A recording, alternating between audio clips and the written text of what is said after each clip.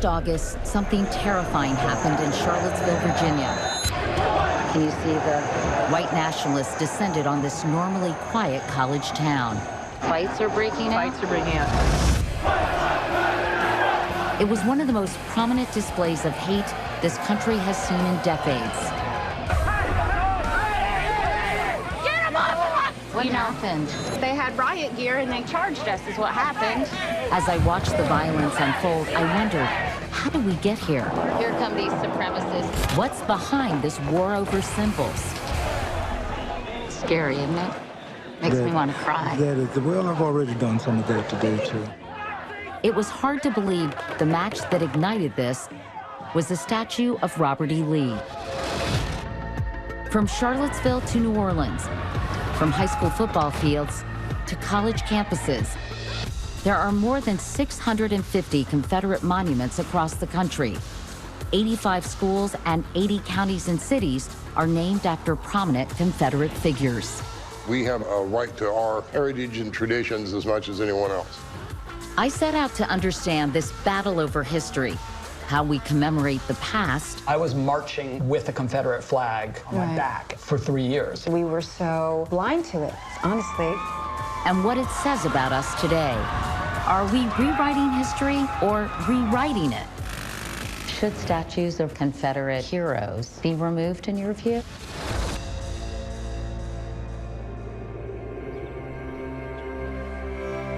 If the battle over monuments has been raging in towns across the country, the early skirmishes started at Ivy League universities, like Yale.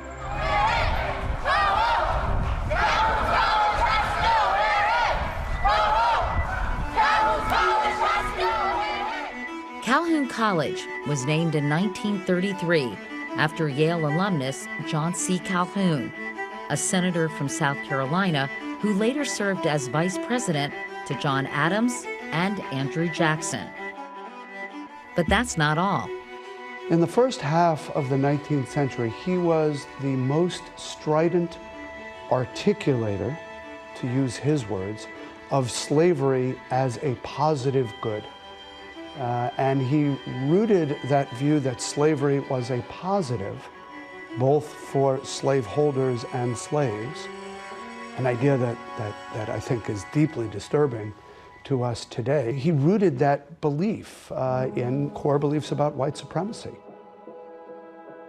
Senior Deja Moore said Calhoun's name and the images from his time made her uncomfortable, especially in the dining hall. Right across from me, I can see this stained glass window that depicts two slaves picking something. It's a symbol that declares you do not belong here, or you were imagined in this space to fulfill a certain, really limited role. The already simmering debate became more heated after Yale dining hall worker Cory Menifee smashed one of the windows. Although a university worker for 8 years, Menifee says he had been working in the dining hall at Calhoun College for just 6 months. While mopping the floors, the 38-year-old took a mop handle to the subject of his disgust. What was going through your head, Cory? I was just sick of looking at that window.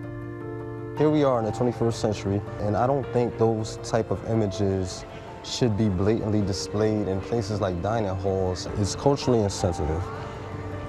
It's no secret that the majority of the employees who work in the dining hall are of African American descent.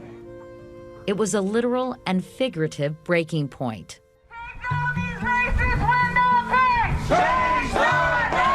Yale President Peter Salovey was initially opposed to changing the name. Our campus, both in the classroom, but also outside of the classroom, is a living history lesson. And I wanted to make sure that that conversation about Calhoun was one that we could always have. Calhoun does not deserve his fame! Change the name! Salovey was caught between students who thought his decision was wrong-headed and older alumni who felt he should stand on the side of tradition. So Salovey appointed a committee to come up with a blueprint for who stays and who goes. After all, 9 other buildings on campus are named for men associated with slavery, including Elihu Yale himself. John Witt was the head of the committee. Renaming ought to be a rare thing on a research university campus like ours, but sometimes renaming might be appropriate. We were supposed to think more abstractly about principal legacies, thinking about whether the idea is contested at the time of the namesake, thinking about what the motive of the university was in putting the name on the building, and then last, how does the building work in helping to build community? The committee came up with 4 principles and discovered Calhoun's name was controversial even back in 1933. There were statements written at the time saying, really, John C. Calhoun? So at a ceremony in the fall, Calhoun College was officially renamed after the late Navy Admiral, computer pioneer, and Yale alumna Grace Hopper. Bless those that belong to this college now. Grace Murray Hopper is your home. Was it emotional for you, Deja, in there? It was. I mean, I got hit with the emotion right before I walked in, and it was just pure joy. Changing the people that we honor helps a wider range of students be able to envision themselves as someone who can make a difference, who will be remembered. As part of a conscious effort to not sanitize or erase the past, Calhoun's name and image will remain on the edifice.